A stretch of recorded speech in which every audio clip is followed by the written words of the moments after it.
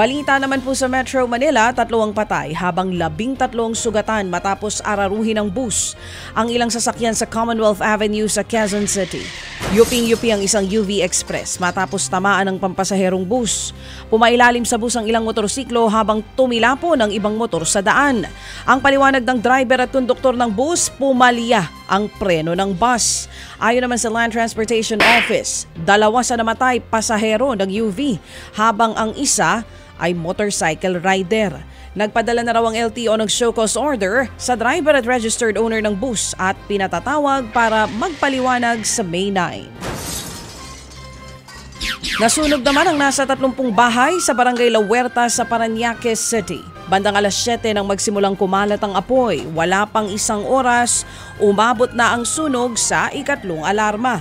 Naapula ng mga bumbero ang apoy bago mag-alas 9:30 kagabi. Umabot sa 150,000 pesos ang halaga ng pinsala. Nasa 70 residente ang nawalan ng tirahan. Inaalam pa rin ang pinagmulan ng apoy. Sarado na po ngayong araw sa mga motorista ang southbound lane ng Kamuning Flyover. Tanging mga bus lang ng EDSA Carousel ang papayagang dumaan sa southbound ng Kamuning Flyover. Isa sa ilalim ito sa repair dahil sa mga nakitang bitak sa flyover.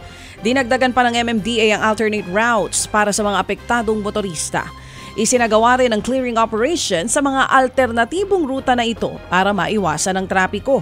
Tatagal ng 6 na buwan o hanggang October 25 ang pagsasara ng Kamuning Flyover southbound. Ted Filon at DJ Chacha ngayon nasa Radyo 5 92.3 News FM Monday to Friday 6 to 10 a.m.